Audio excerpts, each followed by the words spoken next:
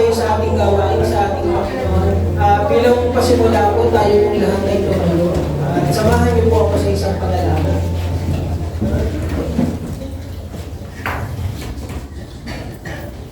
O aming Diyos na dakila at Diyos na mapagmahal, marapat lamang Panginoon na Ikaw ay aming papurihan, maitaas ang iyong pangalan. Aming Diyos na mapagmahal, alam po namin na naririto ka, Panginoon. Naririto ang iyong presensya. Salamat, Panginoon, sa pag-ibig mo na hindi nagbabago noon pa man hanggang ngayon. Panginoon naming Diyos, sa umagang ito, akin pong itinataas ang music ministry, Panginoon. Salamat, Panginoon, Salamat, Panginoon, doon po sa talento na ibinigay mo sa kanila, Panginoon. Salamat na yung buhay nila at yung ibinigay mo sa kanila ginagamit para sa kaluwalhatian ng iyong pangalan. Salamat din sa banal na Espiritu na palaging sumasama sa kanila. Kaya nga po, banal na Espiritu, samahan mo kami mamaya sa aming pag-out. Ganun din naman, Panginoon, aking idinadalangin ng mga bata na naroon ngayon sa Sunday School. Salamat dahil kahit mga bata pa lamang sila, Panginoon, ay nakikilala ka na nila. Nawa nga po, Panginoon, ay lumaki sila na mayroong takot sa iyo at makilala ka nila ang iyong banal na pangalan. Salamat din, Panginoon, sa mga kabataan na nagiging instrumento na tagapagturo sa kanila. Salamat din po sa buhay nila na nagiging pagpapala sa mga bata nila. Dalangin ko rin, O Diyos, salamat sa mga anak mo na naririto na nagbigay ng oras at panahon. Yung mga kapatid namin, Panginoon, na wala pa dito, kung paano kami iyong inihatid sa bahay-sambahan na ito. Dalangin namin, O Diyos, ihatid mo rin po sila ng payapa at ligtas. Ganoon din naman, Panginoon, aking idinadalangin ang iyong anak na magpapahayag ng iyong salita. Salamat, Panginoon, sa mga araw na sinamahan mo siya. Salamat sa kapahayagan mo, Panginoon. Ikaw po ang magsalita sa kanya, Panginoon. At alam po namin at tanging sa biyaya mo lamang kaya siya nakakatayo sa aming harapan. Kaya di naman, O Diyos, ibinabalik namin sa iyo ang taas ng papuri. Tanggapin mo po ang aming pagsamba. Salamat po. Ito po ang aming samad dalangin sa pangalan ng Panginoong Hesus. Amen.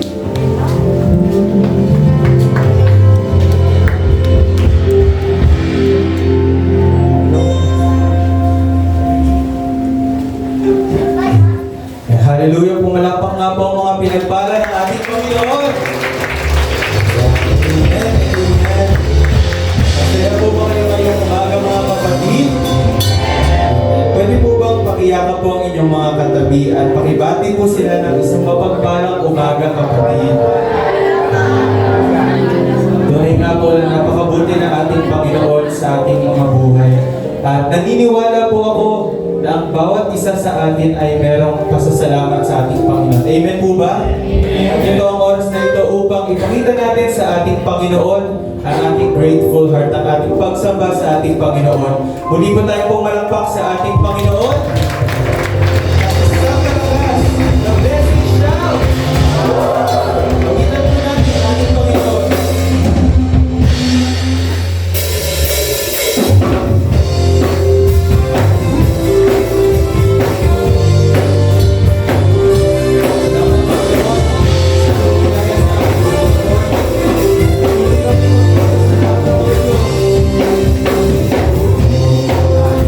Sa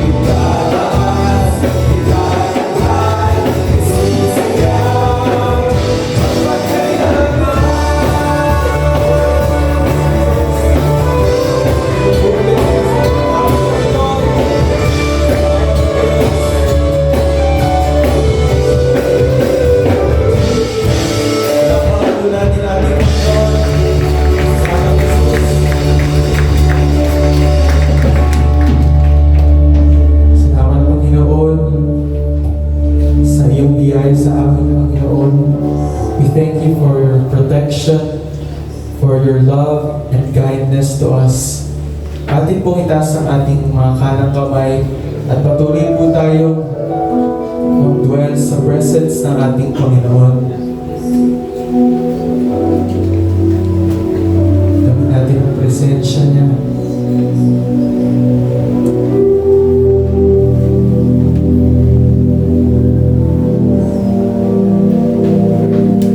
You are our strength, O God. You are faithful. Ikaw ang aming sandigan, Panginoon, sa lahat ng oras. Thank you, Jesus, for your grace and mercy. We worship you. We adore you, O God. Salamat, Panginoon. Jesus.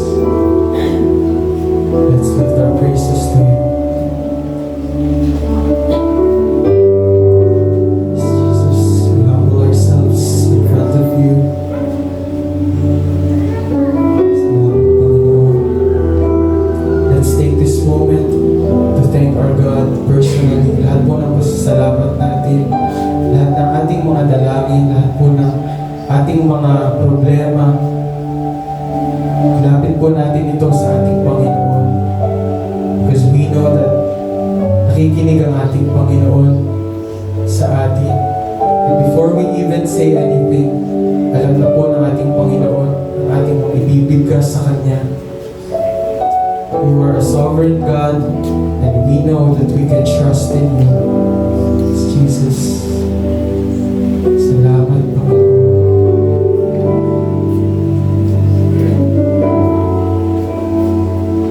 Tuloy po natin siya pumita. Jesus.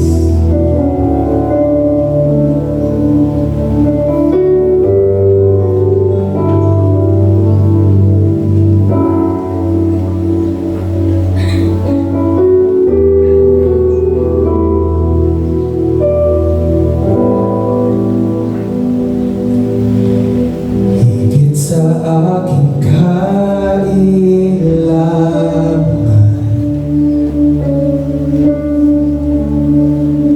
higit sa aking karanasan,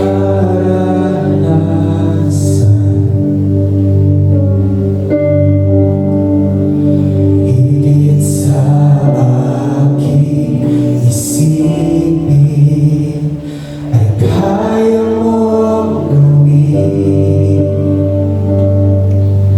Higit sa aking kalakasan,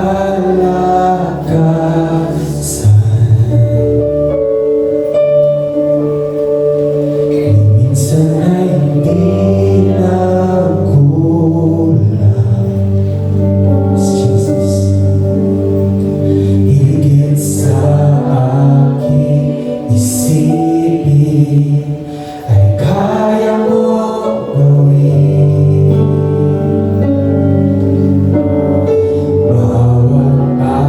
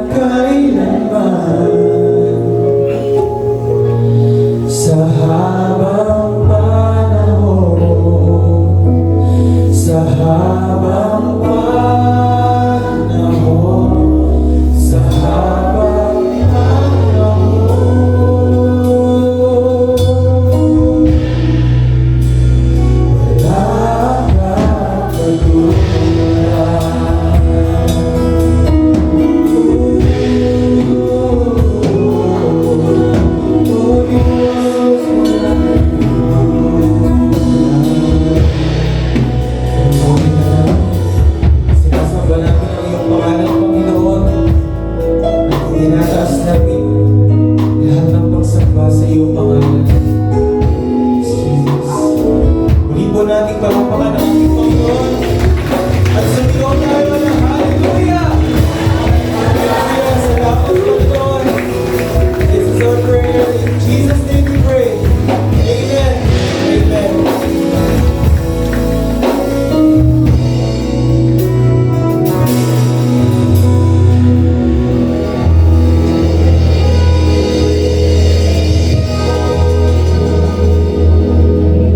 Maligayang pagbati po sa inyong lahat. Parang hindi kayo nakatulog. Nag-almusal na ba kayo? Ngayon po ay Lord's Day at ang araw na ito ay para sa Panginoon. Ito po yung araw para magsaya, magalak sapagkat inaalala natin ang kaligtasang tinanggap natin sa Panginoon. Ito rin po ang araw para tayo ay muling maggulay-gulay bilang iisang pamilya sa mga salita ng Diyos. Kaya bago po tayo magpatuloy sa ating gawain, batiin naman natin ang ating mga katabi ng may ngiti at sabihin natin sa Kanya, Happy Lord's Day, brother, sister.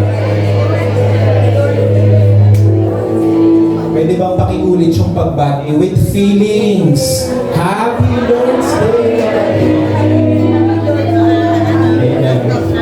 Yes, God. Itaas po natin ang ating mga kanang kamay at sabay-sabay po natin sabihin ang salita ng Diyos. Nagliligtas. Ang salita ng Diyos. Nagpapagaling ng sakit at karamdaman. Ang salita ng Diyos. Nag-aayos ng buhay. Ang salita ng Diyos. Nagbibigay ng pag-asa. At ang salita ng Diyos. Nagpapala. Sabay-sabay po nating isigaw. Today, I receive the blessings in the world.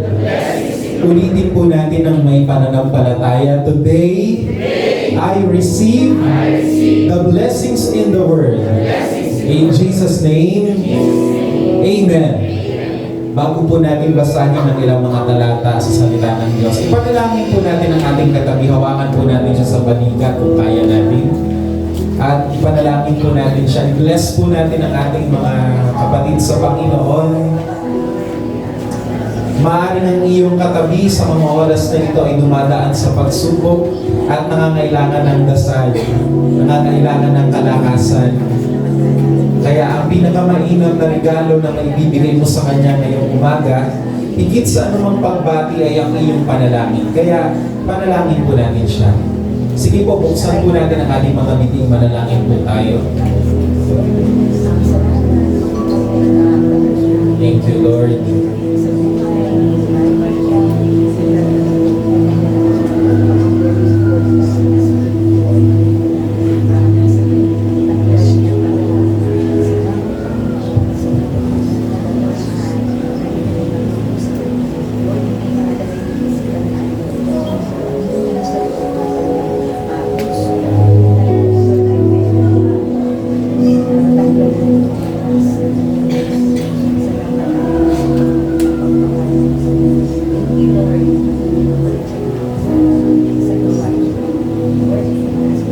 Panginoon, ipinapahayag ng iyong mga salita na ang panalangin ng inyong bayan ay tinitito ninyo at inyong pinapakinggan. Alam po namin ngayong umaga na narinig mo mula dyan sa iyong trono sa kalangitan ng aming mga dasal, ang aming mga pagsusumango. At wala ni isa man sa amin ang iyong tinataboy. Sapagkat yan ang iyong pangako na sino mang lalapit sa iyo, kailanman ay hindi po ninyo paaalisin, hindi po ninyo itataboy. Kami rin po ay nagpapasalamat sapagkat taglay namin ang pangalan ni Jesus. At itong pangalan na ito ang dahilan kung bakit pinapakinggan mo ang aming mga dasal. Kaawaan niyo po kami. Nais po namin ang inyong habag sa anuman pong sitwasyon ng aming mga buhay. Mating po namin, O Diyos, na sa aming paglapit sa iyo, mayroon kaming mga pangangailangan. May mga sitwasyon sa aming buhay na hindi po namin kayang ayusin at hindi po namin kayang malampasan sa aming sarili lamang. Kaya, O Diyos, kailangan namin ang tulong mo. Kailangan namin ang habag ninyo. Salamat, O Diyos, sa iyong pagsama. At salamat, Panginoon, sa patuloy mong pag-aalaga sa amin na iyong bayan. Kaya, O Diyos, buong aming loob na sa aming paglapit sa inyo, hindi kami mabibigo. Panginoon, itinataas po namin sa inyo ang pagsambang ito. Ito ay para lamang sa inyong karangalan. Ito po ay para lamang sa inyong papuri. Salamat po sa iyong Espiritu na iyong sinugo upang kaming lahat na iyong bayan ay turuan. Sapagkat sa amin lang sariling isipan ay hindi po namin maaarong ang iyong mga aral. Subalit dahil sa iyong Espiritu, Panginoon, nagkakaroon po kami ng pangunawa, kaya salamat. Pinagpapasalamat din po namin ang dugo ni Kristo na siya pong naghugas sa lahat ng aming mga kakulangan, mga pagkakasala at mga paglabag. Inaamin namin, Diyos, may mga araw nakakalimutan ka namin. May mga araw po na nakakaligtaan ka namin at hindi ka namin nabibigyang kaluguran ng lubos, O Diyos. Kaya salamat po sa dugo ni Kristo na patuloy kaming ginagawang marapat sa iyong harapan. At kaming lahat ay nakakalapit sa iyo. Panginoon, padaluyin po ninyo ang inyong mga pagpapala sa oras na ito at sa bawat isang may pangangailangan. Ito man po ay pangangailangan pisikal, kagalingan. Ito man ay pangangailangan ng kanilang bulsa, O Diyos. Alam po namin, Panginoon, na sapat-sapat ang pagdaloy ng iyong mga biyaya at pagpapala. At kailanman, hindi po kami kakaligtaan, hindi nyo po kami papabayaan, O Diyos. Salamat po, Panginoon. Ito po ang aming dalangin. Sa ngalan ni Jesus, lahat po tayo ay magsabi ng Amen. Amen. Palapakan po tayo ng isang Panginoon. At pwede na po tayong maupo.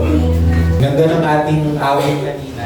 At kanina, habang umaawit po yung ating worship leader, napagtanto po na yung kanyang inaawit ay malapit na malapit sa pamagat ng ating mensahe. Na yung umaga na aking pong binigyang pamagat ng alright. So, pamagat po ng ating mensahe ngayong umaga. Ito na. Okay, ayun. Sige. Ulitin ko. Okay. Ang dami na talaga pag-line. So yun nga, sabi ko nga kanina, ang ganda nung inawit natin. Kasi yung inawit ng ating worship leader ay kamukhang-kamukha ng pamagat ng mensahe natin. Ngayong umaga, na aking pong tinawag, ang imposible sa tao ay posible sa Diyos. Tapikin mo yung katabi sa balikat, sabi mo sa kanya, may pag-asa sa Diyos. Amen. Tingin mo ba ay imposible ka nang mahalin ng Diyos? Tingin mo ba ay imposible ka nang maligtas? At wala nang dahilan para ikaw ay kahabagan at pansinin ng Diyos? Kung ang tingin mo sa iyong sarili ay parang basura na at itatapon ng Diyos, ang mensaheng ito ay para sa iyo. Sa Bible po ay may isang pamilyang dumanas ng problema parang imposible ng maayos. Ang pamilyang ito ay binubuo ng tatlong magkakapatid. Ilang magkakapatid? Tandaan nyo ha, tatlo. Ang pangalan po ng magkakapatid na ito ay Maria, Marta, at Lazaro. Sa hindi inaasahang pangyayari, si Lazaro ay dinapuan ng isang nakakamatay na sakit. Tingnan po natin kung ano ang ginawa ng magkakapatid na ito sa gitna ng problema. Ang sabi sa verse 3 ng John chapter 11, kaya't ang magkakapatid na babae ay nagbalita kay Jesus. Sabi nila, Panginoon, siya na iyong minamahal ay may sakit. Si Maria at Marta, na mga kapatid po ng taong may sakit, sa talatang ito ay mga tagasunod ni Jesus. Si Lazaro naman, na siyang nagkasakit sa kwento, ay matalik na kaibigan ni Jesus. Kitang-kita po sa verse na ito na ang magkakapatid ay kumikilala sa Diyos. Dahil noong nagkasakit si Lazaro, kanino po sila agad tumawag? Kanino po sila agad lumapit? Hindi sila lumapit sa kaibigan, hindi sila lumapit sa isang connection. Sila ay agad-agad na lumapit sa Panginoon. Ang Diyos agad ang una nilang naisip. Ikinuwento nila kay Lord ang nangyari. Isinumbong nila kay Jesus ang naganap. Doon sila nagkwento. Doon sila dumaing. Ibinalita nila sa Panginoon ang nangyari sa kanilang buhay. Kaya kalbitin mo ngayong katabi, sabihin mo sa kanya, kay Lord mo isumbong. Kay Lord mo ikwento. Makikita po natin sa verse na ito na ang taong tunay na kumikilala sa Diyos, sa Kanya tumatawag kapag ka may problema. May mga taong sinasabi nila, kilala ko ang Diyos. Pero kapag nagkakaproblema, imbes na lumapit sa Diyos, ano nangyayari? Bukod sa tao lumalapit, minsan ang nangyayari, kine-question pa ang Diyos. Nagtatampo sa Diyos. At yung iba nga, nagagalit pa sa Diyos. Mga kapatid, hindi po nangangako ang Diyos na hindi na tayo magkakaproblema. Amen? Hanggang tayo'y nasa ibabaw ng lupa, may mga problemang darating. At yung iba nga ay bubulaga na lang, hindi mo aasahan na mangyayari. Bigla-bigla na lang kakatok sa pintuan ninyo at sasabihin, surprise! Si Marta, Maria at Lazaro ay kumikilala sa Diyos. Pero sa kabila nito, nagka-problema pa rin. Kaya, sikuhin mo sandali, ayun patanong sabihin mo sa kanya, hindi ka pala nag-iisa. Uulitin ko, hindi nangangako ang Diyos na tayo po ay hindi na magkakaproblema. Pero ito ang pangako ng Diyos. Sa gitna ng suliranin, sasamahan tayo ng Diyos at papakinggan tayo ng Diyos. Ang Diyos mismo ang solusyon. At kagaya ni Marta at ni Maria, kapag tayo ay nasa gitna ng matinding suliranin, tumawag tayo sa Kanya. Sabi ng verse 4, ngunit nang ito ay marinig ni Jesus, nang nakarating sa kanyang balita, ay sinabi niya, ang sakit na ito ay hindi tungo sa kamatayan, kundi para sa ikaluluwalhati ng Diyos, upang ang anak ng Diyos ay luwalhatiin sa pamamagitan nito. Bago po tayo magpatuloy, dapat po nating malaman na sa mga oras na ito ay nag-aagaw buhay na si Lazaro. Ang dumamong sakit sa kanya ay nakakamatay. At alam ng lahat, mamamatay na ang taong ito. Pero ano ang sinabi ni Jesus? Ang sakit na ito ay hindi magdudulot ng kamatayan, bagkus ang magiging dulot pa nga nito ay kaluwalhatian ng Diyos. Pero mamaya matutuklasan natin na patay pa rin si Lazaro. Now, maganda pong tanungin sa puntong ito, at palagi ko itong mga tanong na ito ay may kaugnayan sa nangyayari sa kwento. Bakit may mga Kristiyanong nagkakasakit? Babaguhin ko yung tanong. Bakit may mga Kristiyanong naghihirap, nabibigo, dumadanas ng pagsubok, nagsasara ang negosyo, at iba't iba pa ang mga hindi kagandahang pangyayari sa buhay? Alam ko, ang mga tanong na yan ay sumagi na rin sa inyo. At minsan sa ating patuloy na pakikipag-ugnayan sa Diyos at pagdalo sa mga gawain, minsan nagkakaroon tayo ng akala na kapag ka Kristiyano, paangat lang ang buhay. Paganda lang ng paganda. Pero ang realidad ay ito, dumadanas pa rin tayo ng mga suliranin. Kaya nga ang tanong natin, bakit dinadanas ng mga taong kumikilala sa Diyos ang ganitong mga pagsubok? Naitanong niyo na po ba yan? I'm sure natanong niyo na. May iba't ibang mga dahilan kung bakit dumadanas ang Kristiyano ng pagsubok. Maaaring ito ay bunga ng ating maling desisyon. Ikaw talaga ang may kamalian. Maaring hindi mo naman kamalian, pero biktima ka lang ng ginawa ng ibang tao. Maaari din naman na tapik ng Diyos. Sabi mo nga sa iyo katabi, tapik. Maaari ang nangyayari sa iyo ay mapagmahal na tapik ng Diyos upang paalalahanan ka na bumalik ka na sa Kanya at magpakainit ka na sa Kanya. At maaari din namang hiwaga ang nangyayari sa iyo at inibig ng Diyos na ikubli sa iyo ang totoong dahilan kung bakit mo dinadanas yan. May mga ganon. At sa maraming pagkakataon talagang walang dahilan kung bakit mo dinanas yan. Nagsisimba ka naman, sumusunod ka naman sa Panginoon, sinisikap mo namang maging mabuting Kristiyano, pero nangyari pa rin. Ngunit dito po sa kwentong ito ni Lazaro, nagbigay ang Diyos ng paliwanag kung bakit dumadanas ang tao ng pagsubok. At ito po ay isa sa napakaraming dahilan kung bakit po dumadanas ang Kristiyano ng isang pagsubok.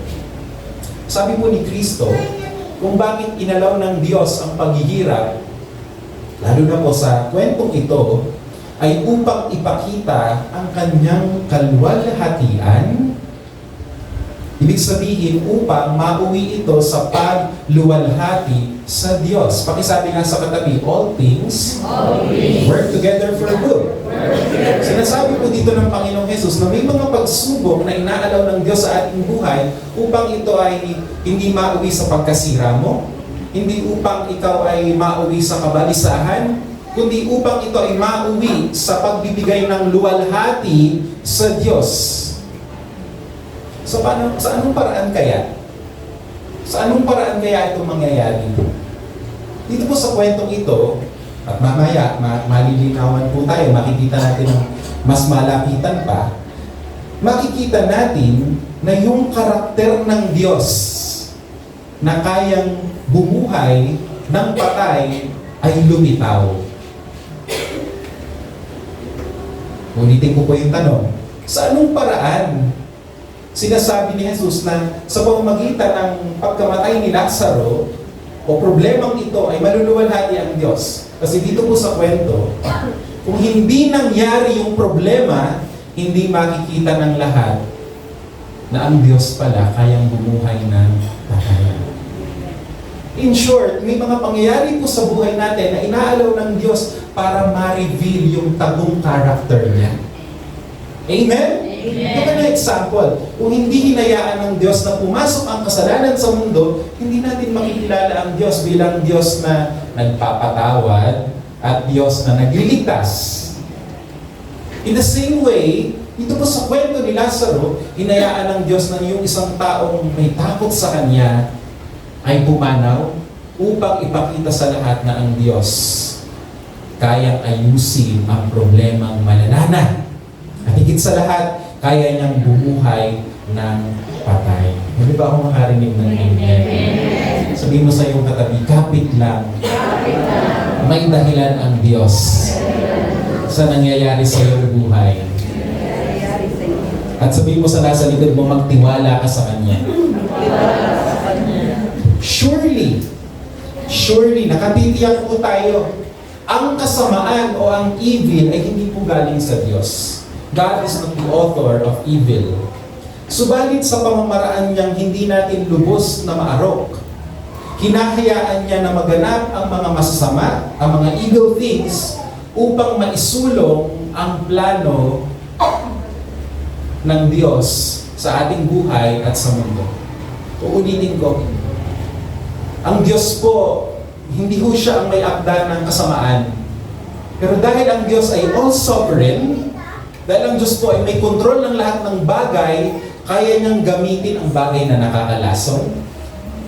Kaya niyang gamitin ang bagay na nakakapasok para sa iyo upang isulong ang kabutihan mo at ang kanyang kalwalhatian. Kaya ito po'y mauuwi sa ating lubos na pagtitiwala sa Kanya na kayang gumawa ng lahat ng bagay. Amen! Alam ng Diyos ang kanyang ginagawa. Magtiwala ka, kapatid, at hindi ka pababayaan ng ating Panginoon. Balik po tayo sa kwento ni Lazaro at ng kanyang mga kapatid. Ang sabi sa verse 5, mahal nga ni Jesus si Marta. Ano daw nararamdaman ni Jesus kay Marta? Pagmamahal.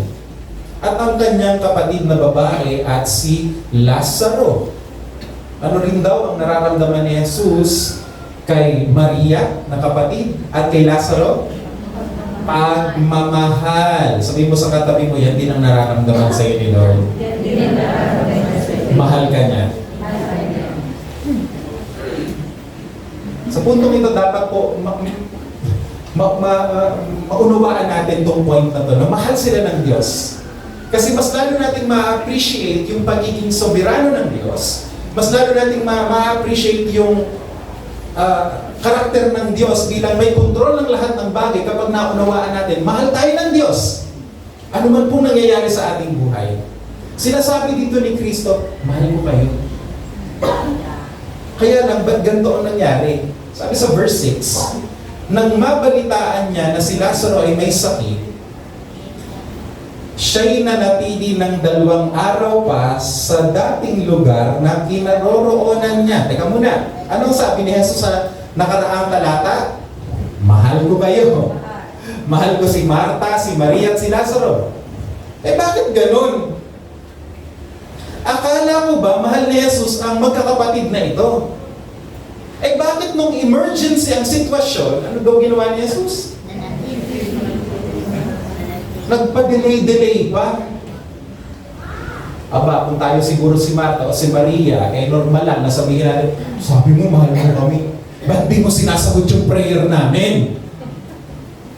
Lord, ngayon ka namin kailangan, ngayon kami may problema. Bakit ka pa nagpaka-delay, O Diyos? Nag-aagaw buhay na si Lazaro, may sakit. Bakit pa kayo tumambay ng 2 days sa malayo nung marinig nyo ang balita? Nagsumbong na nga po kami sa inyo. Bakit hinahayaan nyo pang maprolong o mapahaba pa yung pagdurusa ng kapatid namin si Lazaro? Parang tinitiis mo naman kami, Jesus. At para bang sa isang banda, pinapalalapan ni Jesus yung problema. Na para bang gusto ni Jesus, pag dumating ako kina Marta, sa bahay nila, malala na yung sakit. Now, hindi po ibig iisin ni Jesus si Lazaro sa kanyang paghihirap. Dahil ang sabi niya nga, mahal ko sila. Bagkus, ibig ipakita ni Jesus na siya, pakinggan po ninyo ito, ibig ipakita ni Jesus na siya ay expert sa sitwasyong malala na para lalo nating makita ang kalwalhatian at kalakihan ng Diyos. May kausap ako dito ngayon. The more na mas madilim ang sitwasyon, the more na mas malala ang sitwasyon, mas kikinang ang kalwalhatian ng Diyos, mas makikita natin ang kalakihan ng Diyos, mas makikita natin ang kapangyarihan niya na kayang umayos ng hindi lang maliliit na sitwasyon, kundi mga malalang problema. Kaya sa kwentong ito, nais kong bigyang diin. Gustong ipakita ni Jesus kung gaano kalaki ang kayang gawin ng Diyos sa gitna ng magulong sitwasyon.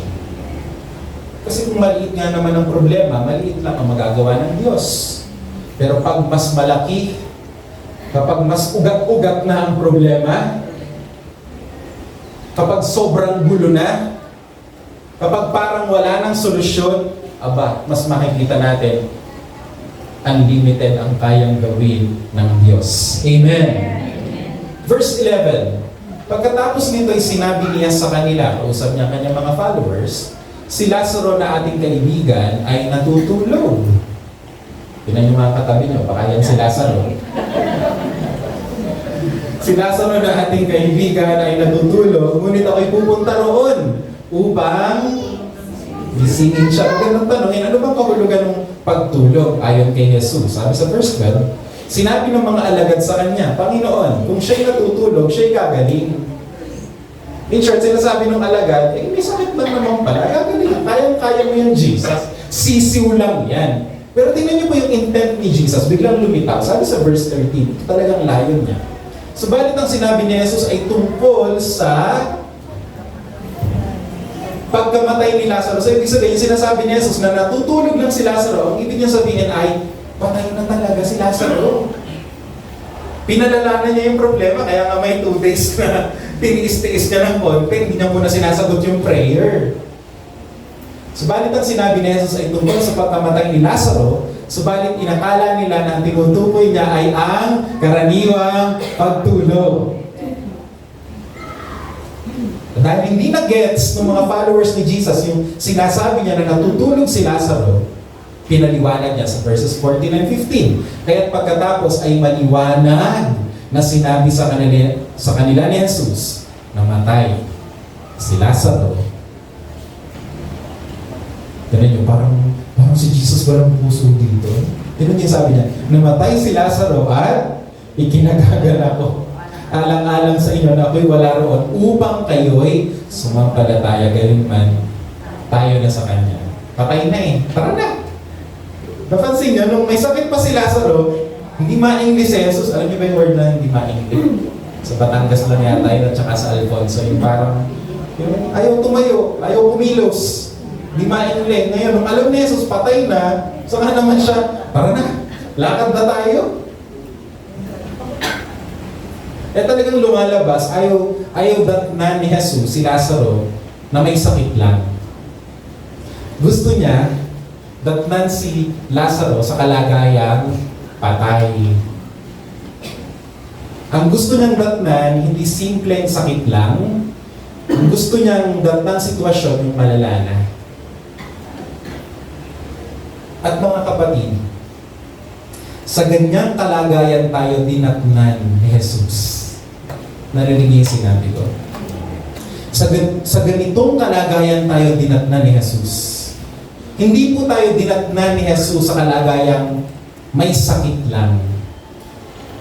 Tayo po ay dinatnan ni Jesus na patay sa ating mga kasalanan.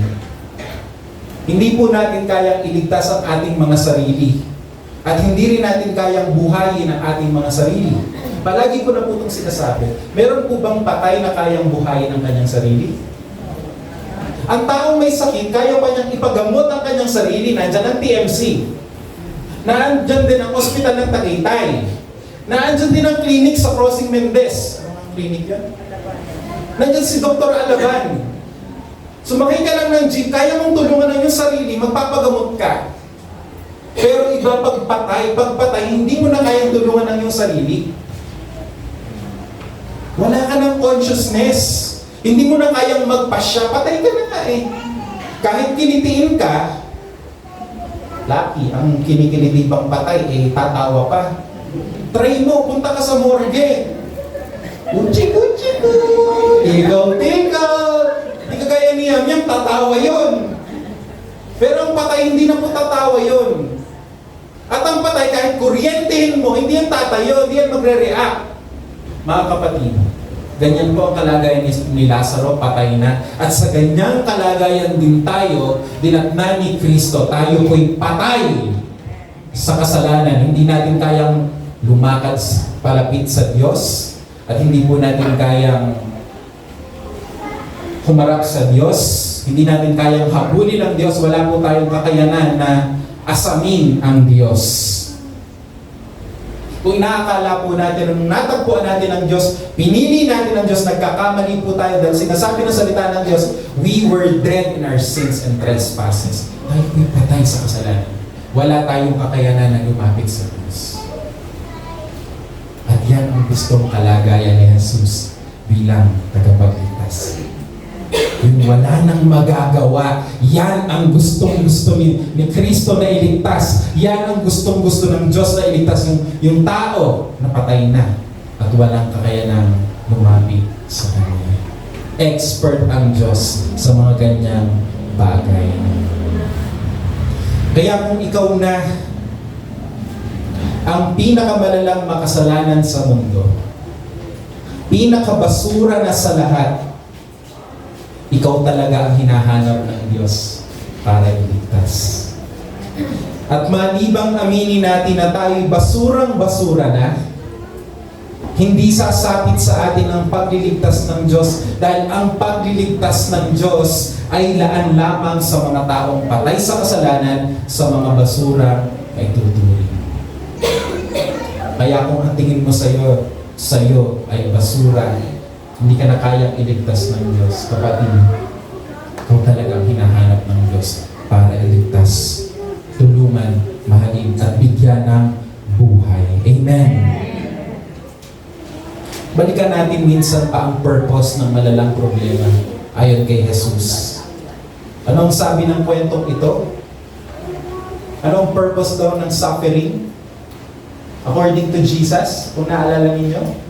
According to this story, ang purpose ay to reveal the glory of God, upang ipamalas ang kaluwalhatian ng Diyos, upang ang Diyos ay mapapurihan, upang makita ng lahat na ang Diyos ay bumubuhay ng patay.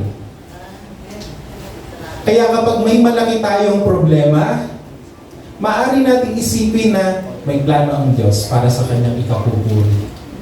Ang problemang ito ay hindi mauuwi sa aking pagkasira, bagkos ang problemang ito na dinadanas ng aming problema, ng aming pamilya, ang problemang ito na dinadanas ng aming pamilya, mauuwi pa sa papuri sa ating Diyos.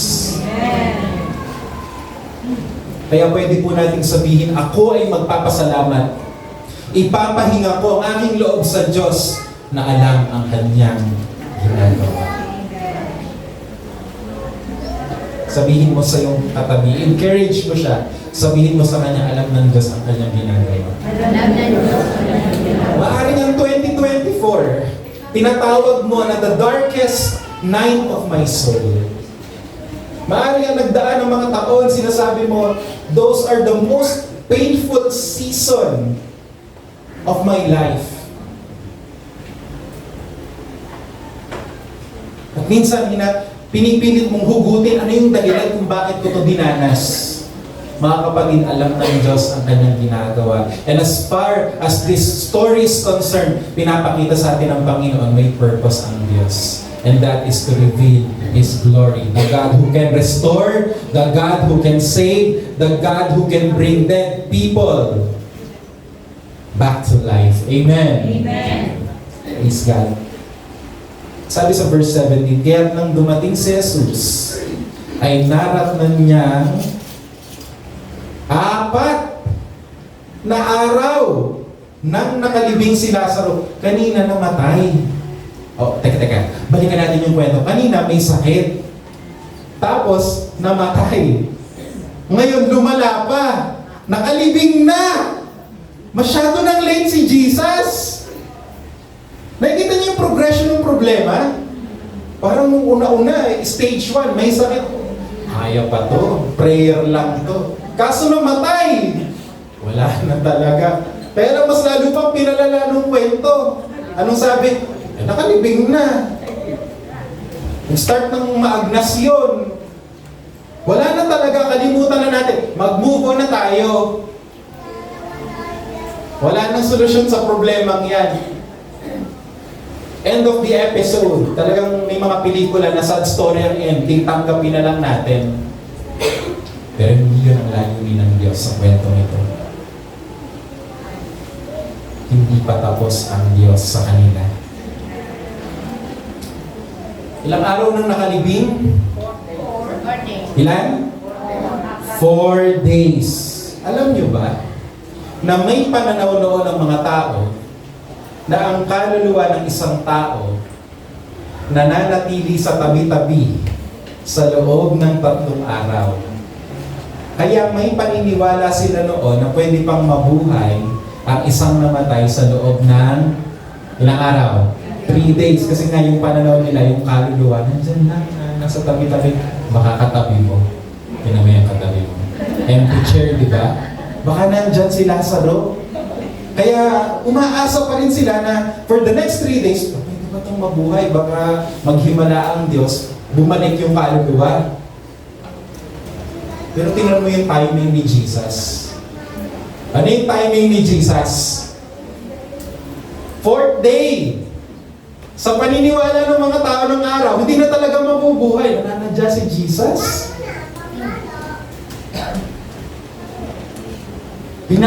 Para bang pinapalala pa ni Kristo yung problema?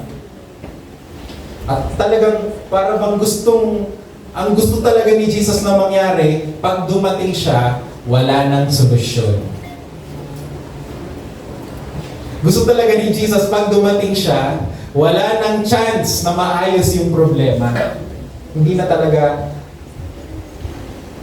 magiging okay pa. Sirang-sira na yung pamilyang to, yung sitwasyon na to. Kaya dumating si Jesus sa 4th day, sa pinakamalalang bahagi ng kanilang problema.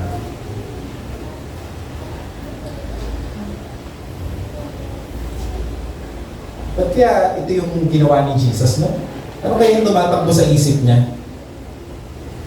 Balik tayo dun sa kanyang original intent. Anong purpose niya? To show the glory of God. Upang ipakita ang kalakihan ng Diyos. Upang ipakita ang kaluwalhatian ng Diyos. Para makita ng lahat na kung ang tingin ninyo imposible na, sa akin posible pa rin. Kasi pag maliit ang problema, maliit lang ang magagawa ng Diyos. Kapag malaki ang problema, mas malaki ang magagawa ng Diyos. Amen.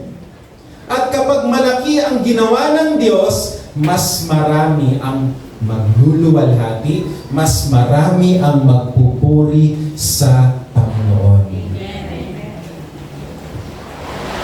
Kaya may purpose talaga ang malaking problema. At ito ay para marami ang magpuri sa Diyos. Paano? Kasi kapag narinig nila kung paano mo napagtagumpayan ang malaking problema sa tulong ni Lord, maraming tao na may malaki ring problema ang lalapit at mananalig sa Panginoon. Isipin mo, pwede mo itong isipin. Isipin mo na may inihahandang ministry ang Panginoon para sa iyo, kaya niya hinayaang iparana sa iyong pagsubok na yan, sa iyong negosyo. Kaya may season sa buhay mo na nag-split muna kayong mag-asawa.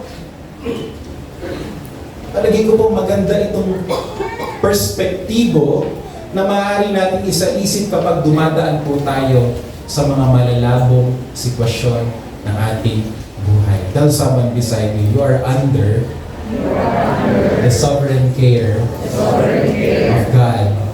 Hindi ka pababayaan ng Panginoon. Now, eto na, dumating na si Jesus. Jaran! I'm here! Ano kaya reaksyon ni Marta, ni Maria, at ng mga tao? Matutuwa kaya sila? Sa palagay ninyo, kung ako yung nandun sa buhay, dumating ka pa, nailibing na, wala na, tapos na yung lamay. Nag-move on na nga kami, oh. Tingnan po natin yung lagay ng pananampalataya ni Maria at ni Marta at ng mga taong naroon. Sige, unahin muna natin si Marta. Okay, ito na si Jesus. Martha, how are you? Verse 20. Nang marinig ni Martha na si Jesus ay dumarating, siya ay pumunta at sinalubong siya. Samantalang si Maria ay naiwan sa bahay. Ito nagtatampo, no? Samantalang may story before si Maria yung laging atat na atat kay Jesus, kasi si Martha naman yung gawa ng gawa. Naalala niyo yung story? Di ba? Verse 21, sinabi ni Martha kay Jesus, Panginoon, ayan na. Tonong nanunumbat. Panginoon, kung narito ka sana, hindi sana namatay ang kapatid ko. Valid. Huwag niyo namang i-invalidate si Martha. O tayo pa naman mga Gen Z, mga millennial, ayaw natin ang nai-invalidate yung feelings natin. E di-apply din natin kay Martha. Huwag naman natin siyang i-invalidate. Legit naman yung nararamdaman niya na nagtatampo siya kay Jesus. Verse 22, subalit kahit ngayon ay nalalaman ko na anumang hingin mo. Pansinin mo, hindi niya sinabing hingin ko. Hingin mo sa Diyos ay ibibigay sa iyo ng Diyos. Verse 23, sinabi sa kanya ni Jesus, muling mabubuhay ang iyong kapatid. 4 days! 4 days na! Wala na yung kaluluwa! Then 24, sinabi ni Martha sa kanya, alam kong siya'y muling mabubuhay sa muling pagkabuhay sa muling araw. Ganda ng theology. Naniniwala sa second coming na sa dulo ng kasaysayan, mabubuhay nga naman si Lazaro. Tama din naman nga to. Na talagang mabubuhay pa si Lazaro. Pero hindi ngayon. Sa hinaharap. Sa future. Sa second coming, tama din naman. Tanong. Sa puntong ito, ano ang lagay ng pananampalataya ni Martha? Anong sagot ninyo? Anong lagay ng pananampalataya niya? Malakas, mahina, wala. Strong? Strong? Kamusta? Ha? Siguro sagot nung marami sa inyo, alanganin, yung pananampalataya, mahina. Pwede rin natin sabihin, wala na talaga. Wala na siyang pananampalataya na may mangyayari pa nung araw na yun. Zero na talaga. O, ngayon, punta naman tayo kay Maria na hindi agad nagpakita. Okay? Verse 32, nagpakita rin naman, pero pahuli-huli. Pagdating ni Maria sa kinaroroonan ni Jesus at nang makita siya ni Marta, sorry po, nagkamali ako ng time, lumuhod ito sa kanyang paanan na sinabi sa kanya, Panginoon, kung ikaw sana'y narito, hindi sana namatay ang aking kapatid. Oo nga, may pagluhod ka, pero nandun pa rin yung panunumbat. Sinasabi mo, kung dumating ka sana, Panginoong Jesus, hindi sana ito nauwi sa ganitong pangyayari na nailibing na yung aking kapatid. Makatampo ka naman, Lord eh. O, tanungin natin yung lagay ng pananampalataya ni Maria. Meron pa ba o wala na? Parang hindi na rin siya naniniwala na may mangyayari pa, no? Unti-unti na, pumupunta na sila sa acceptance stage. Na okay na. Wala nang mangyayari. 33 and 34. Kaya nang makita ni Jesus na siya'y umiyak, pati na ang mga Hudyong dumating na kasama niya, siya ay nabagabag sa espiritu at nabahala at sinabi, saan ninyo sila inilagay? Saan ninyo sila o siya inilagay? Sinabi nila sa kanya, Panginoon, halika at tingnan mo. Then verse 35, ito po ang pinakamaikling verse sa Bible. Jesus wept, umiyak si Jesus.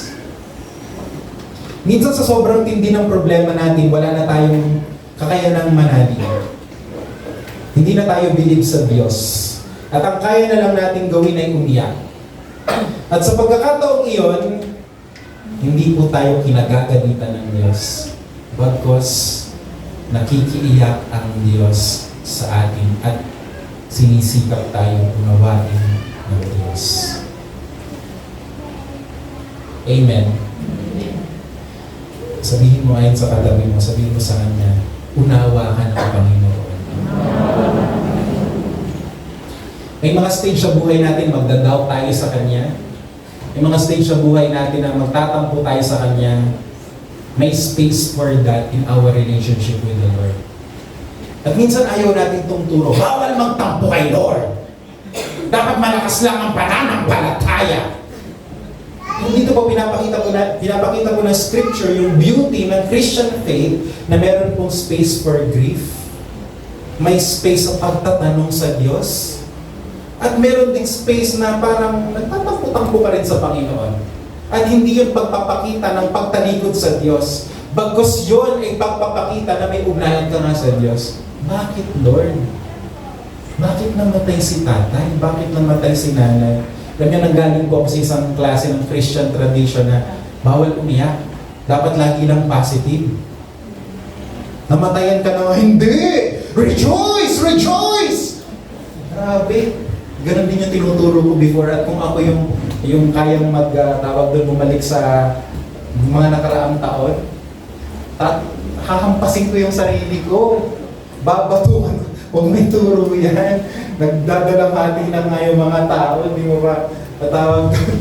Pinipilit mo pa silang mag-rejoice. So dito po, nasa stage po sila ng grief. Namatayan sila. Kaya anong response ni Jesus? Hindi niya sinabi, have faith! Wala kayong kwenta. Hindi. Anong ginawa ni Jesus? Nakiiyak siya.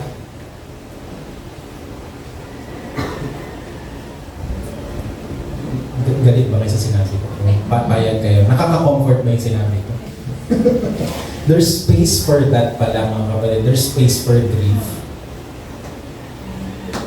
Nakita natin yung lagay ng pananampalataya ni Maria, ni Marta. Ngayon tingnan natin yung lagay ng pananampalataya ng mga tao sa paligid. Verse 36, sinabi ng mga Hudyo, tingnan nyo kung gaano ang pagmamahal niya sa Kanya. Verse 37, subalit ang ilan sa kanila ay nagsabi, hindi ba siya na nagbukas ng mga mata ng bulag ay napigilan sana niya ang taong ito na namatay? Kagaya din ang damdamin ni Maria at ni Marta, nanunumbat din. Lord, late ka na eh. Hindi mo kasi sinasagot yung prayer namin. Nakakatampo ka naman, Lord. Hinayaan mong lumala na yung problema. Maging yung mga tao nasa paligid, wala na rin pananalig. Pero hindi alintana ni Jesus ang sinasabi ng mga tao. Hindi alintana ni Jesus yung kawalan ng pananampalataya sa lugar. Kaya ang sabi sa verse 39 ay ganito. Sinabi ni Jesus, alisin ninyo ang bato. Si Marta na kapatid ng namatay, nagsabi sa kanya, Panginoon, nangangamoy na siya ngayon. Sapagkat 4 na araw na siyang patay. Pinipigilan siya ni Marta, huwag na Lord. Wala ka nang magagawa. May amoy na. Sino sa katabi mo, may amoy. Amoyin mo yung katabi mo. Agnas na. Lord, huwag nang buksan. Okay na. Okay na kami, Lord. Magmumubo na kami. Wala nang solusyon sa problemang yan. Hindi na talaga maaayos. Tanggap na namin. End of the story. Verse 40. Sinabi sa kanya ni Jesus, hindi ba sinabi ko sa iyo na kung ikaw ay sasampalataya ay makikita mo ang kalwalhatian ng Diyos? Pero sa puntong ito, wala na talagang pananampalataya si Marta at si Maria, pati yung mga tao sa paligid.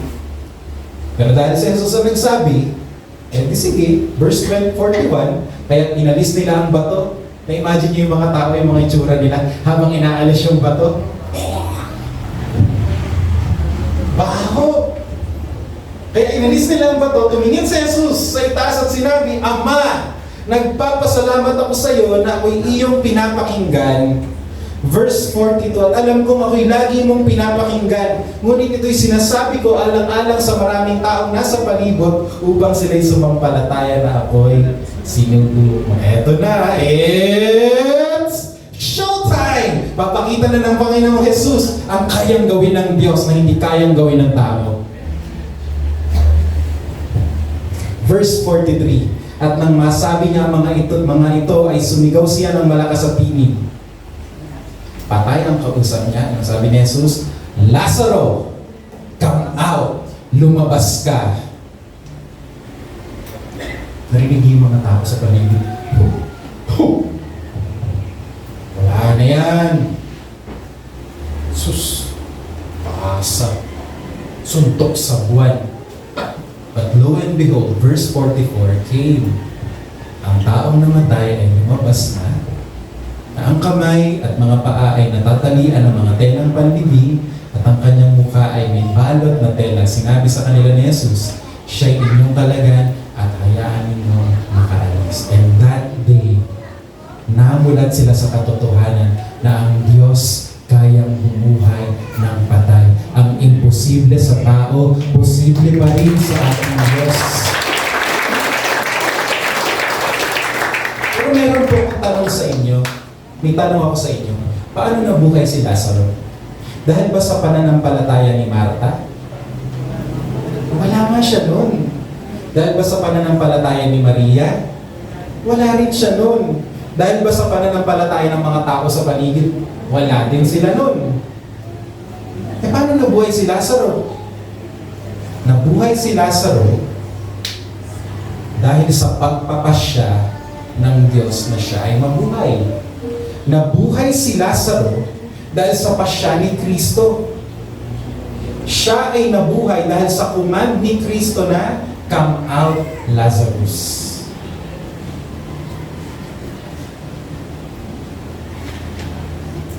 Walang part ang tao sa kanilang kaligtasan. Walang part ang sino man sa atin sa ating spiritual life. Kung bakit natin nauunawaan ngayon ang gospel, kung bakit tayo na-born again, kung bakit tayo naligtas, kung bakit tayo muling nabuhay, na-revive.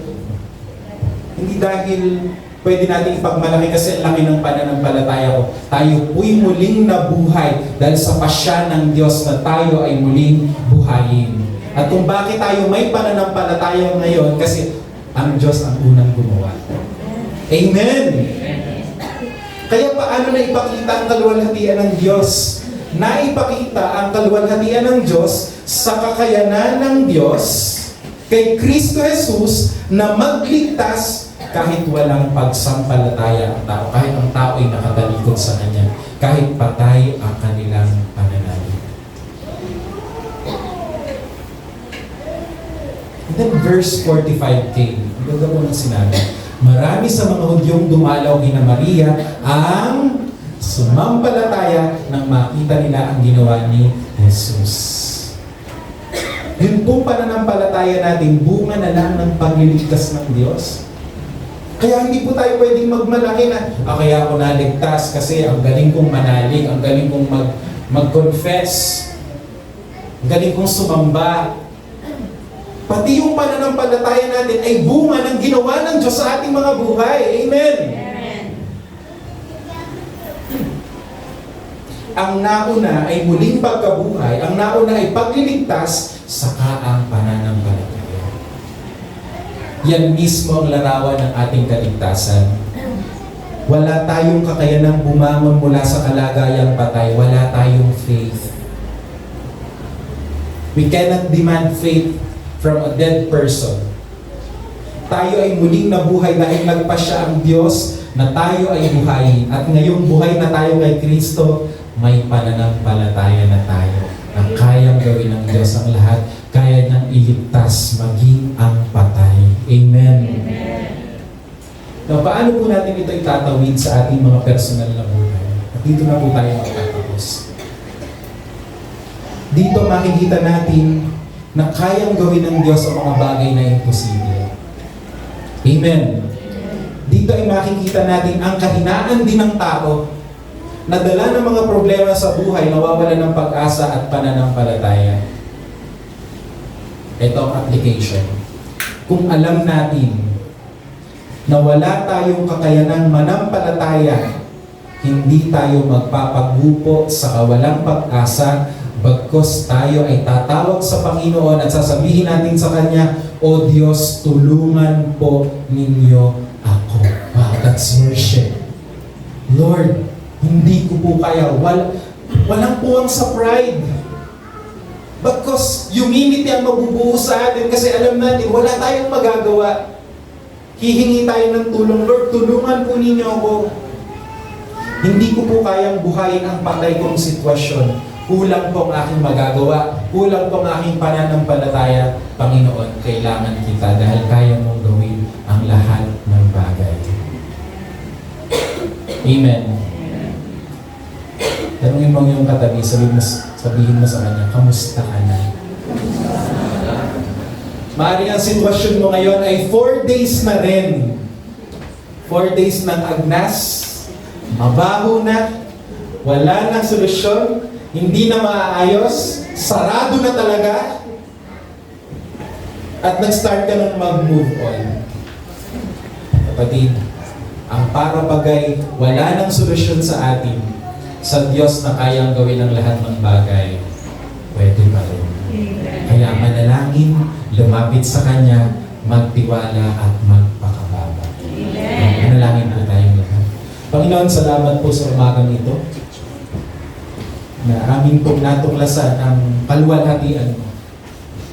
Na ikaw ay expert sa mga bagay na imposible na. Na ikaw ang Diyos na kayang gumawa sa mga taong walang may ambag sa kanilang kaligtasan. Panginoon, inaamin po namin kaming lahat ay kagaya ni Lazaro. Kami po yung mga patay na. Patay sa spirito. Maaring humihinga, mukhang buhay pero dating patay.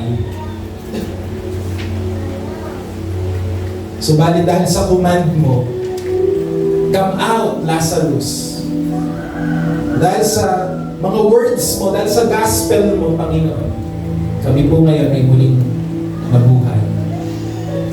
Kami ngayon ay may spiritual life. At Lord, alam po namin kung paano iniligtas mo ang isang taong patay, kaya mo rin gawin ang mga bagay na hindi namin kayang gawin sa aming mga buhay. O Diyos, iunat po ninyo ang inyong mapagpalang kamay sa bawat isang narito.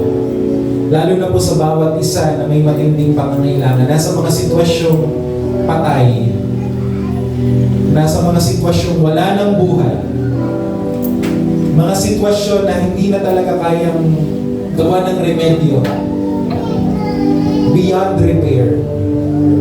Panginoon, tulungan niyo po sila. Ayusin niyo po ang kanilang buhay. Ayusin niyo ang kanilang pamilya. Panginoon, kailangan ka namin. Wala po kami magagawa kung wala ka.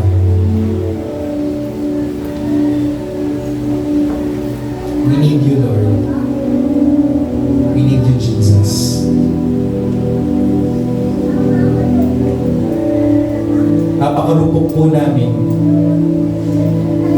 Gaya ni Maria at ni Marta, maaari kaming lamunin ng kawalang pag-asa. Kaya tulungan mo kami, O Diyos. Gumawa ka sa aming buhay para magkaroon kami ng pananampalatayang sa iyo lang nanunumulan.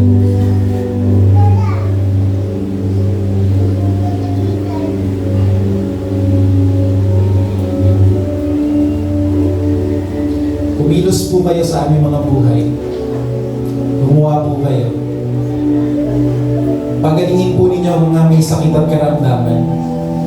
Pagpalain niyo po ang mga tao na walang trabaho. Pagpalain niyo po ang walang hanap buhay. Dulutan po ninyo ang mga kapatiran sa oras na ito na kapos ang kanilang kabuhayan. Lord, kaya po kami narito kasi inaamin namin wala talaga kami magagawa. We need you.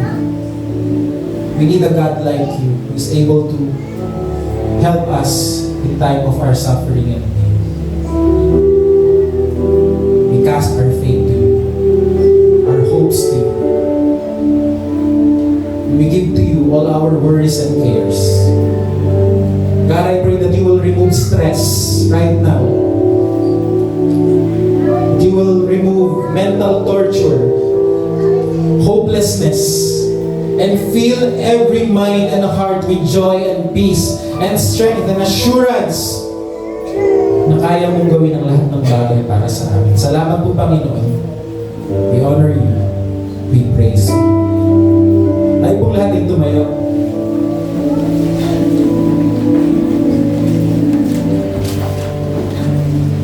Pwede ba natin awitin, Brother Caleb? Aawitan kita at pupuri. Sabi po.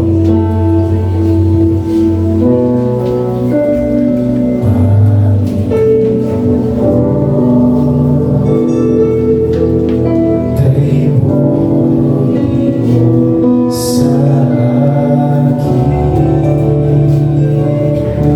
Aawitan kita.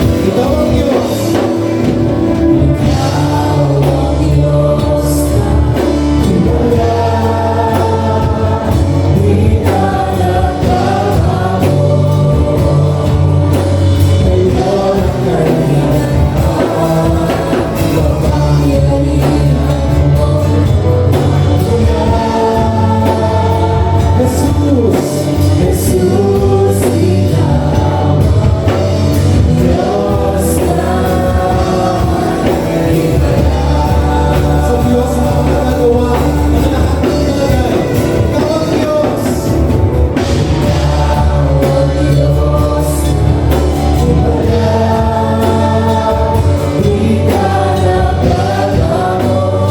Ngayon at kailanman. Kapangyarihan mo.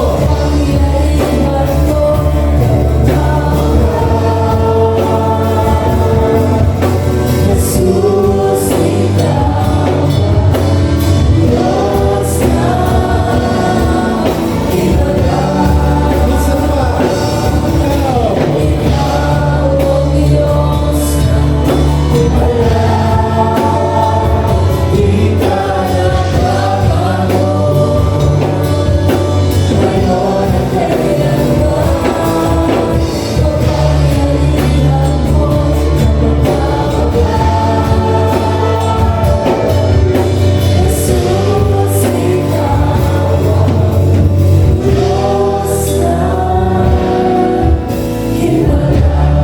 Alam ko kung nakikinig ang Diyos sa ating mga dasal at panalangin. Kaya sambitin natin minsan, ikaw ang Diyos. Ikaw ang Diyos na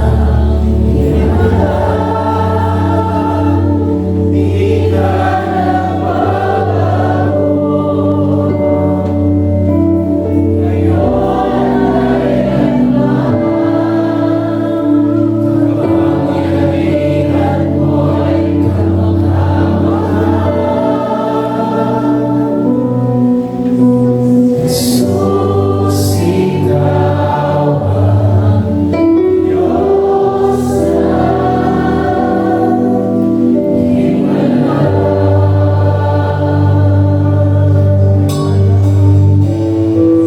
Sige po, pasalamatan natin ang Panginoon, papurihan natin siya. Palakpak natin ang ating mga kamay habang tayo ng pumuli, habang tayo nagpapasalamat. Ay pasampo natin ang ating pagkakasalamat at papuri sa Panginoon. Ay pasampo natin ang ating praise and worship. Let's praise Him, praise Him, praise Him. Glorify Him. Our God, our King, our Redeemer, our Savior. Worship Him. Worship His majesty.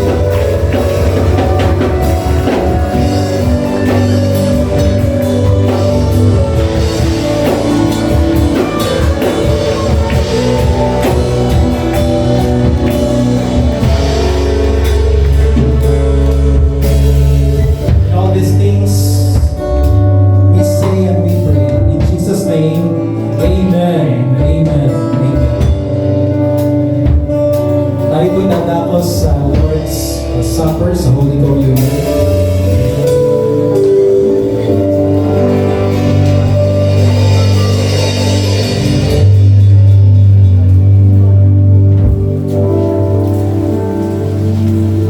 Sabihin po muna natin sa ating katabi, may ginagawa ang Diyos sa buhay mo.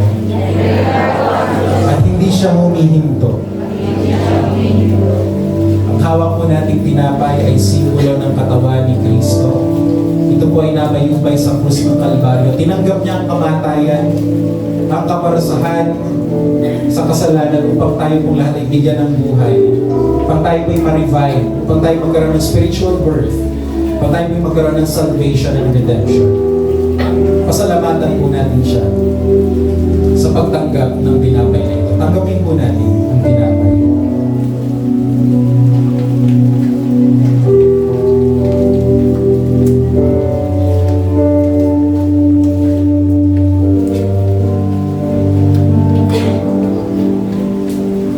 Hawak po natin inumin ay simbolo ng dugo ni Kristo na naghugas po sa lahat ng ating mga kasalanan.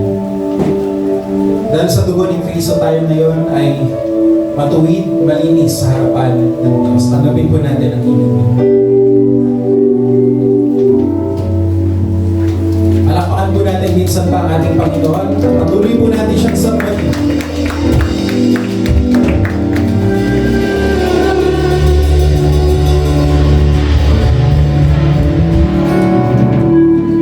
Ayan, na-bless po ba tayong lahat sa message kanina? Amen. So, tunay nga po na God is in control and alam po niya ang ginagawa niya sa mga buhay po natin. Amen po ba? Ayan, so ngayon po ay dadako na po tayo sa ating covenant. Ilagay po natin ang ating kanang kamay sa ating dibdib at sabay-sabay po natin itong sambitin sa 1, 2, 3. Kami ay nagpasya. Kami ay nagpasyang magmahalan bilang magkakapatid. Ang isa ay para sa lahat, ang lahat ay para sa isa. Ang lakas ng isa ay lakas ng lahat.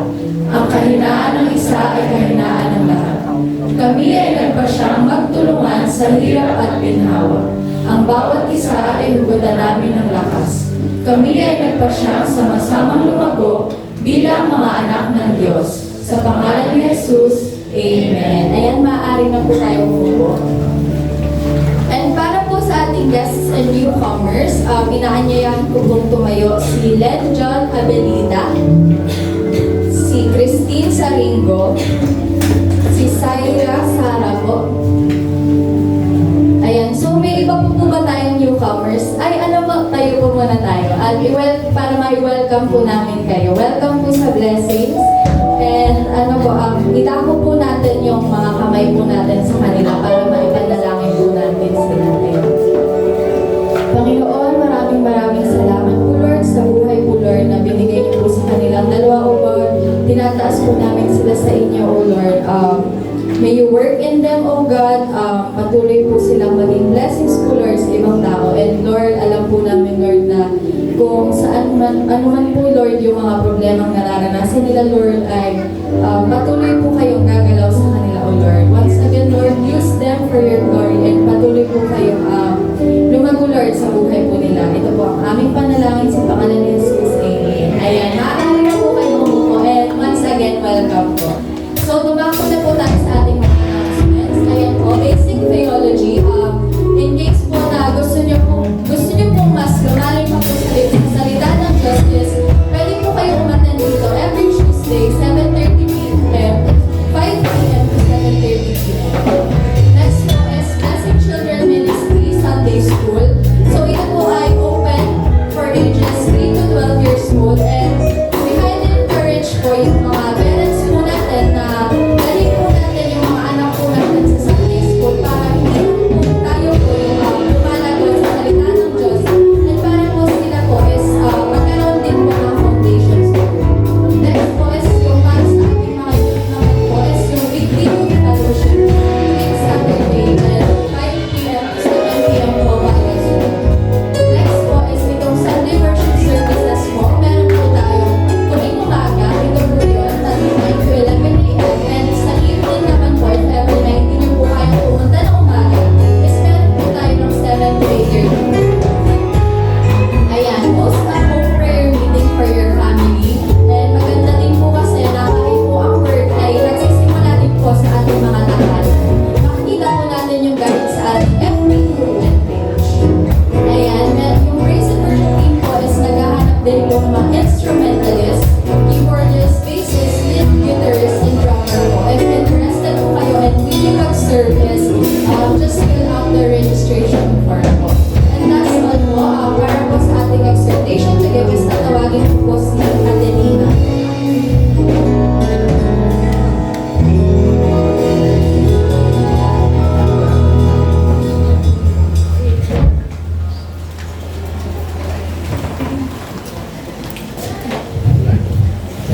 Hello, good morning! Muntik na kasi. Thank you, Lord. Purihin ang Panginoon. Okay. So, yan. Dako naman po tayo sa isa sa pinaka-exciting part ng ating pagsamba. Ang ating pong pagbibigay. Bago po yan, basahin ko muna po sa Genesis 22, verse 15 to 18. Sabi po dito, Nasaan ka na?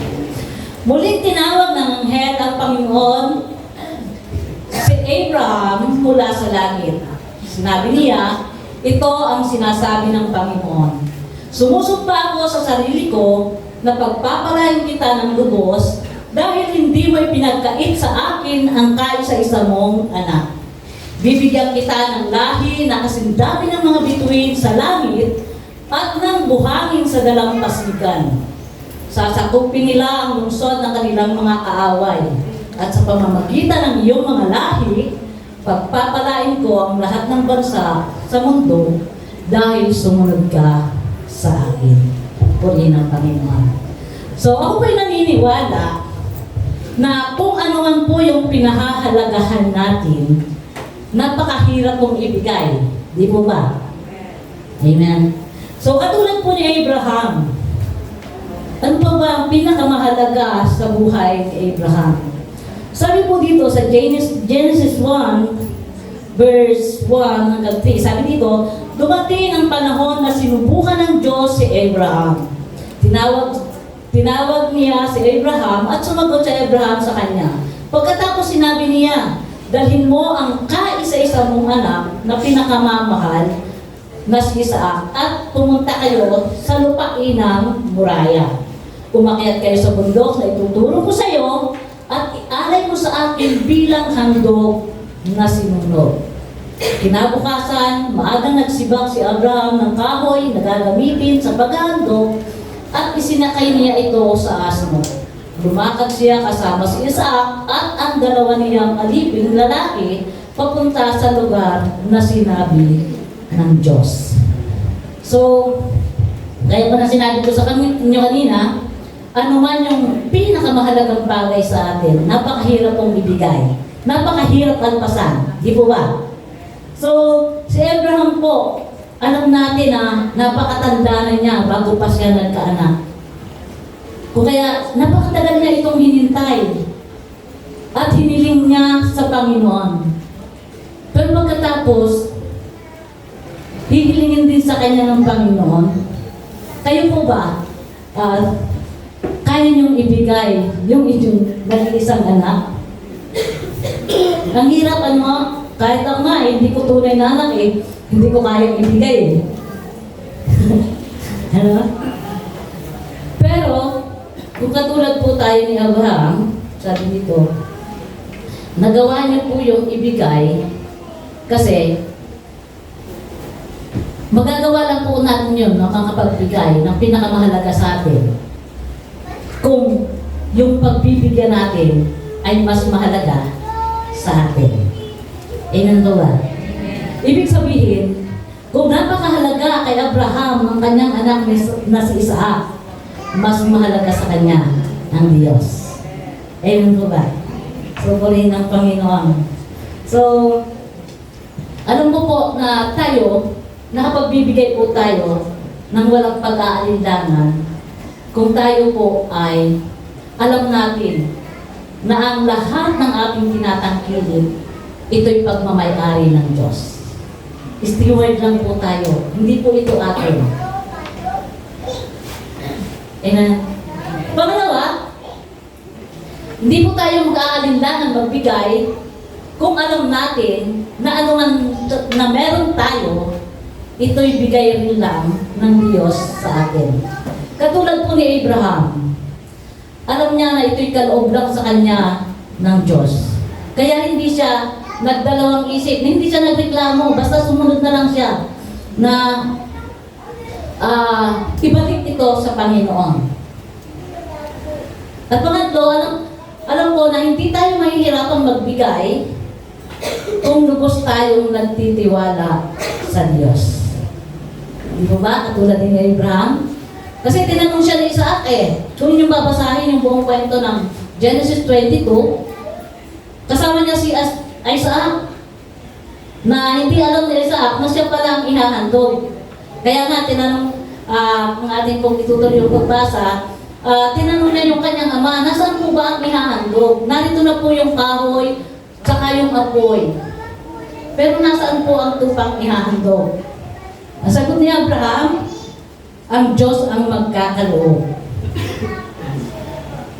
Kung hindi po tayo nanghihinayang na alpasan kung ano man yung meron tayo, at nagtitiwala sa Diyos, na kapag inalpasan natin kung ano man yung mga bagay na nasa atin na mahalaga sa iyo,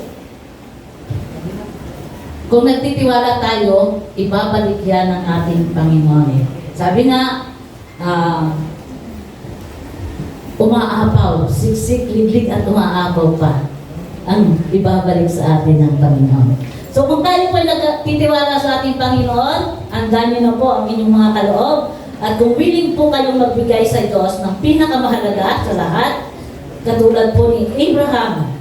Di ba sabi dito na sa pamamagitan ng kanyang lahi, pagpapalain ng lahat ng bansa sa mundo. Kung katulad po tayo ni Abraham sa pagsunod sa ating Panginoon, ang pagpapalang binigay kay Abraham, matatamasa rin po natin. Amen? Purihin ng Panginoon. Hawakan niyo na po ang inyong mga kaloob. Atin pong ipanalangin. Panginoong Diyos na makapangyarihan sa lahat, salamat nga po Ama muli sa pagkakataon ito. Salamat sa pribilehiyo, Panginoon, na kami, Panginoon, ay malayang nakakalapit sa iyo, Panginoon, malayang nakakapagpuri, nakakasamba sa iyo, Panginoon, at maging sa pagkakaloob at handog na ito, salamat Panginoon na kami ay nakakasama sa ganitong gawain, Panginoon, na ipaalala mo sa amin, Panginoon, na ang lahat ng bagay ay sa iyo at para sa iyo, Panginoon. Kung kaya, dahil kami ay sumusunod sa iyo, Panginoon, kami handang magkaloob. At hindi lamang po ng mga bagay na hawak namin, kundi Panginoon, maging ang aming mga puso ay handang sumunod sa iyo, God. At Panginoon, salamat dahil alam ko, O Diyos, na patuloy mo nga pong pagpapalain ang gawa ng kamay ng aking mga kapatid, ang mga kandang pinakikitaan, Panginoon. Patuloy mga, O Diyos, na palalaguin at alam ko, O Diyos, na ikaw ang patuloy na magbubuhos ng pagpapala at pangangailangan ng bawat isa, Panginoon. Salamat nga po, Ama. Ito po ang aming dalangin sa pangalan ni Jesus. Amen. Thank you, Lord. Praise God. Manalangin po tayo. Panginoon, salamat po sa tagumpay ng aming gawain na ito. Umagang ito, na may magsilbing kalakasan ng mga spiritual na pagkain na aming tinanggap ngayong umaga. Nawa ang pag-ibig ng Diyos, Ama, kagandahang loob ng Diyos, Ama, at ang pagsama ng banal na Espiritu ay palagi ninyong maranasan. Ingatan kayo ng Diyos at man kayo pupunta at na may magtagumpay ang gawa ng inyong kamay. Sa ngalan ni Jesus, Amen at Amen. Magkita-kita po tayo sa susunod na linggo.